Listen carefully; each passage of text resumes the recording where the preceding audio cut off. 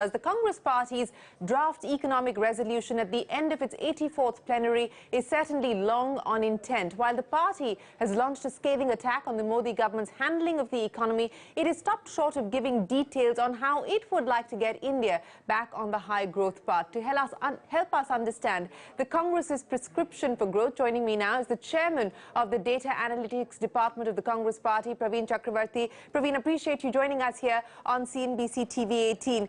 There's a lot that you have spoken of in the resolution on economic situation in India. It's several pages, from GST to the paralyzed banking sector to agriculture and job creation. If I could start by asking you about specifics on each one of those heads, and let me start by asking you about the GST and what the Congress Party proposes. You talk about how this is a flawed GST. You also say that the Indian National Congress stands for a much simpler GST framework with a moderate and reasonable standard rate of tax, the abolition of cesses outside the GST structure, and a transparent mechanism for revenue sharing with states and a robust system of refunds. What should that mean in terms of the rate? Because the government's argument is that in a country like India, it is not possible to tax a Hawaii chappal and a BMW at the same GST rate. So what is the Congress proposing? Are you proposing a single rate of 18%, 15%? What is it that you would like to see? Sure. On the GST front, since you started off with that, I think the Congress Party has made its position extremely clear in Parliament and outside, which is the Congress Party stands for a much simpler GST, true to its name, a good and simple tax, which is a standard rate of 18% with a merit rate and a demerit rate. Now, to your question about taxing Hawaii chappals and BMWs, I actually think it's a fallacious argument. We are talking about indirect taxes. Indirect taxes hurt the poor much more than the rich. Indirect taxes are inherently regressive, as any economist would tell you. So it is even more prudent to keep an indirect tax such as GST lower and have progressive direct taxes varying to the size and scale of incomes. So I think the argument about Hawaii chappal and BMW is just fallacious. Okay, you're saying that that argument is fallacious, but then how will you sell the fact and the idea that you will have an 18% tax rate on things which are currently being taxed at 12%, things that are currently being taxed at 5%? How are you going to be able to sell that?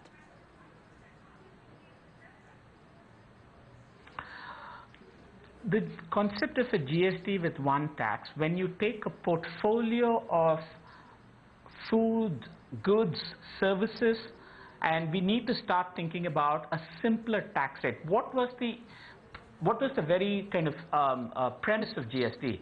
It was to collapse thousands of different rates across different states in the country to a much simpler framework. Yeah. That was the very premise of GST. So when we step out to do that, I thought about this question even back then, because the premise of GST was to collapse a lots of tax rates into a few tax rates. So sure, there would be some that would now attract a higher tax rate, and there would be a large number of goods and services and food items that would perhaps attract a lower tax rate. And I think that as a concept is very well understood by most people. Okay, so let me, before I move on to other issues, let me ask you one last question as far as the GST itself is concerned. Look, the fact of the matter is that the Congress is represented in the GST Council. Every decision of the GST Council has been a unanimous decision. It hasn't come down to a vote even for a single decision. If the Congress felt so strongly on the rates issue, why didn't you take that forward at the level of the GST Council? I think you should go back and look at all the parliamentary debates and all the arguments put forward by the Congress Party. The Congress Party was very clear, and not just the Congress Party. Let us remember the government's own chief economic advisor actually called for a 15 to 16% rate. So it was not just the Congress Party's position. It is also true that world over, GST is about a few tax slabs. So I think it's not right to say that the Congress Party did not make its position very clear. If there is majoritarianism at play in the houses within Parliament,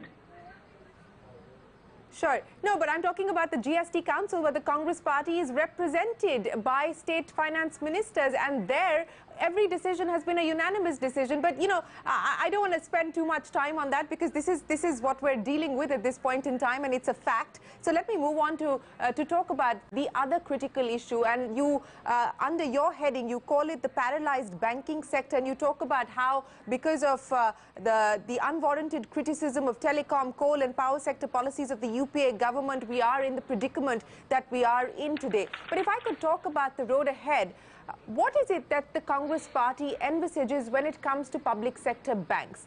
Are you at all looking at the possibility of bringing down government ownership below 51%? Are you looking at the possibility of consolidation, which is what this government talked about, hasn't gone through with the exception of State Bank of India? What is the prescription as far as the public sector banks are concerned?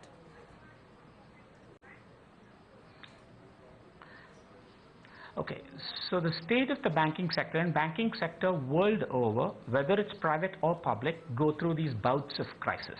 Okay, it's not unique. Economic history will tell you that for time immemorial, the financial services sector or the banking sector has gone through such bouts. So I think we have to separate the arguments of banking crisis and public versus private sector banks. I think it's a little misleading to conflate the two. The fact of the matter is that this crisis has been festering for some time. This was no secret that this required immediate attention. Had the budget of 2014-15 acknowledged this problem and set out to address it, we wouldn't have been in the mess that we are today, where there's 2.6 lakh crores have been written off, 4.5 lakh corporate loans have been restructured. So we wouldn't have been in this mess. So I think the initial assumption that the economy will boom and a rising tide will lift all boats has proved flat. That's now. So let's separate the two. On the issue of private versus public, my own research, which I've done when I was as a fellow in a think tank earlier, has shown that there is no empirical evidence that public sector ownership is what triggers higher NPAs. The fact is, nearly three quarters of corporate lending in the country is by public sector banks. Corporate loans tend to go bad twice as much as personal loans. The private sector banks do not lend enough to the corporate sector. I think it is not very clear to me that had the private sector banks also indulged in the amount and size and scale of lending as the public sector banks, their NPS would be any better. So we do not have evidence of that. Having said all of that, I completely acknowledge that there is rot in the public sector banking system, and we need tighter regulation for that, which is what the economic resolution calls for, both tighter internal and external regulation of all banks. But what does that so mean, let us not mix this about public sector versus private sector. Sure, let's leave that aside, public versus private sector. But if I can ask you to explain to us what you mean when you say we need to strengthen internal and external regulation and oversight of Indian banks. You know, give me specifics, because again, we've been doing this series here on CNBC TV 18, and whether it's former RBI governors or it's somebody like Montek Singh Ahluwalia, former deputy chairperson of the Planning Commission, their view is that forget the ownership issue. What needs to happen for the public sector banks to, in a sense, be made much more effective is that the control needs to move from the Ministry of Finance, from the Department of Financial Services to the RBI. And this is something that Governor Patel has spoken of as well, that the RBI has more control and supervision over private sector banks than it does over public sector banks. So leave the ownership issue aside. What do you mean when you talk about strengthening regulation, and on this specific issue on RBI versus Finance Ministry exercising control over public sector banks? That's exactly what I mean. Separate ownership from regulation. I think today we're mixing the two together. Ownership is independent of regulation, and it should be independent of regulation. Any regulatory body, investigative agency should be independent of the executive. That is political science 101 in building institutions.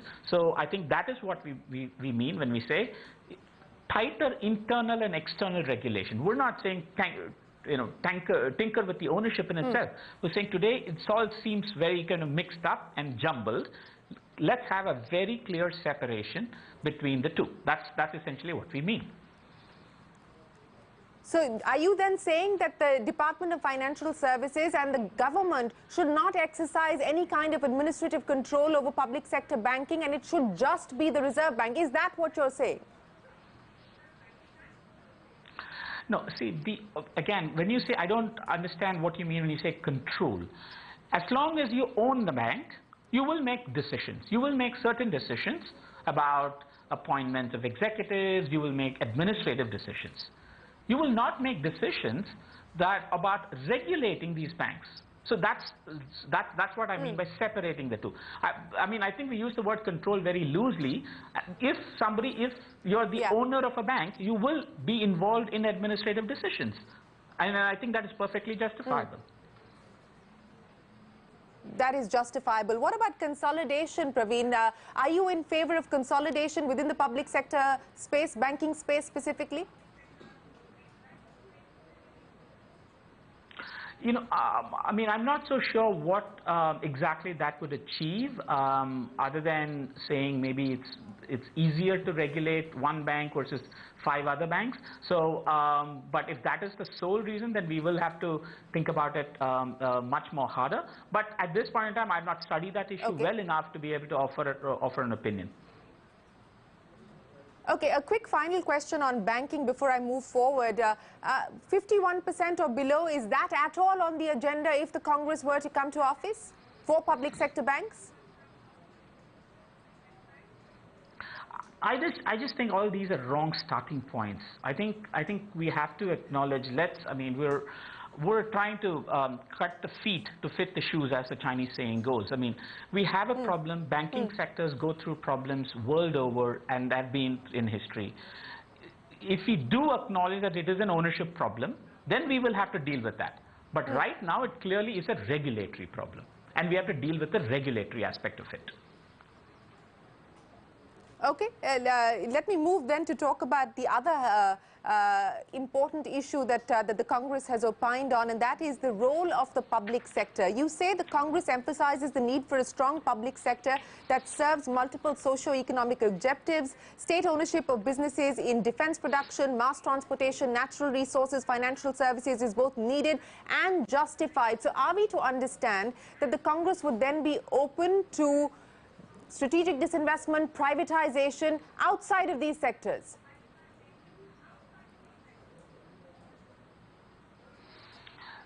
Sure. Before I answer that, I do want to make this point clear. This is a resolution adopted at the Congress plenary. This is not a manifesto.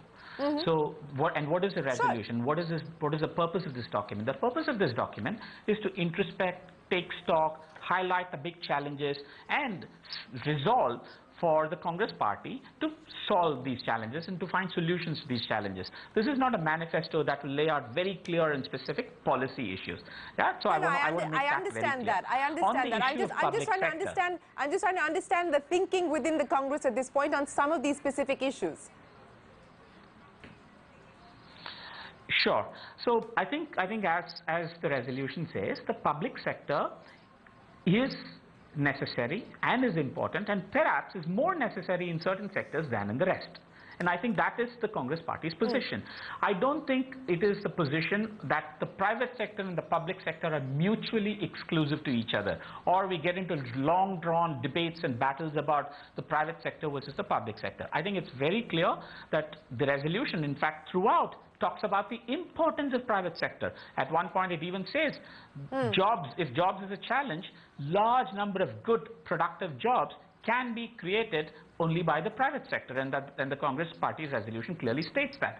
But that is not necessarily mutually exclusive to a public sector.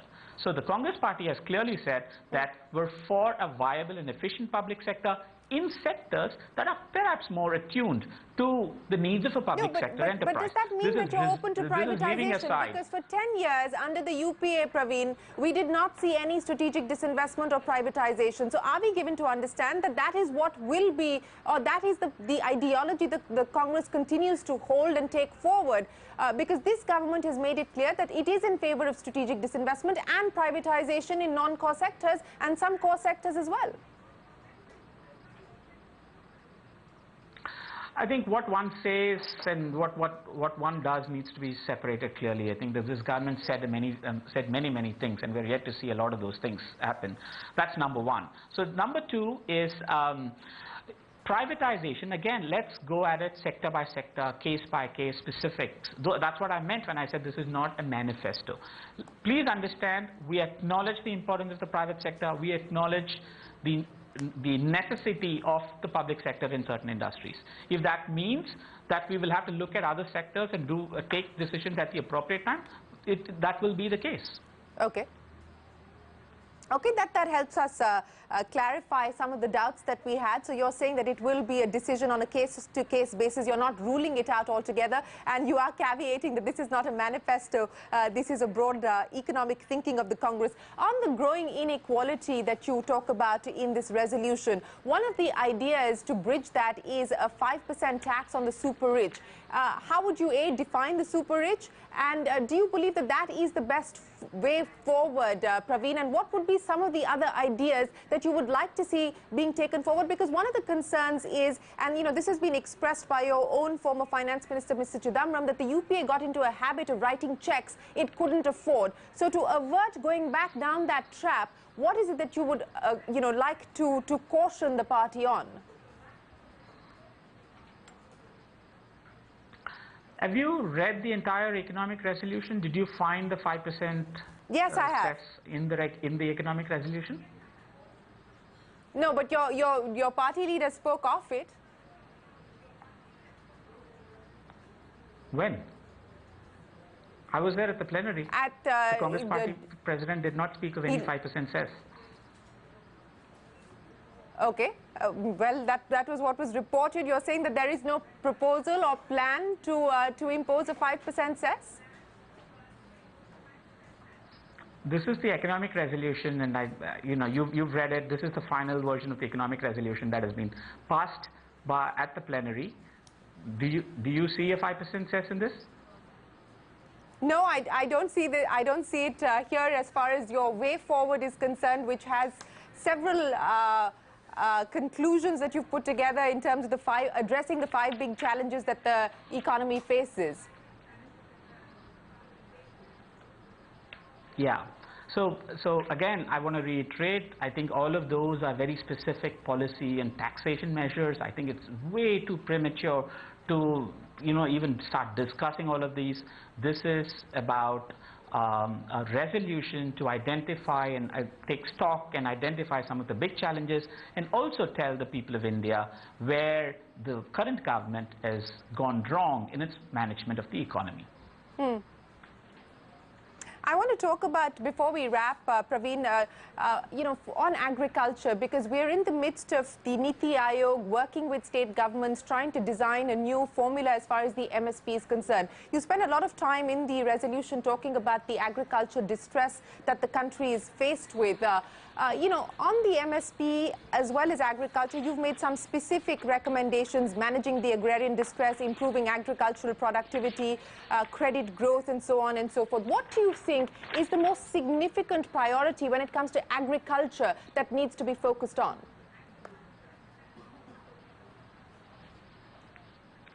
Listen, I think the broader farm to non-farm transition that the Indian economy will witness over the next decades is a significant challenge. And I think the Congress party absolutely and clearly acknowledges this challenge. And it is going to be a fairly complex one to manage. And I think that is very, very clear. Now, in terms of the current agrarian distress, I think it's fair to say that the terms of trade in agriculture have shifted adversely against the farmer. Now, there could be various reasons for that, but this is, in some sense, you know, good incomes for the farmers, keeping low food prices, and keeping a fiscal deficit in check is what many economists have called the impossible trinity. And I think that is going to be the challenge, and we acknowledge that. But having said that, when there is visible distress, and it is visible, real incomes for farmers have been stagnant, have been zero let me give you an example. Yes. Let me give you the other side. Per capita incomes, real per capita incomes have grown at 7 to 8% in the last 3 years. But real incomes of farmers have stayed flat, have been grown at zero. So clearly there's widening inequality. Clearly you're seeing agrarian distress. In that context, there clearly, surely needs more should have been done by now. I mean, at this very last 50%, cost plus 50% MSPs without defining what is cost, is just added to more confusion than to even acknowledge and solve the problem of agrarian distress. All right, Praveen, we will have to leave it there. Appreciate you joining us here to take us through the resolution on the economic situation that the Congress Party has put together at the end of its plenary. We appreciate your time, and we hope to keep in touch with you and get you back on the program as you work out more of the fine print on some of the issues that we talked about here this afternoon. Thanks very much for joining us.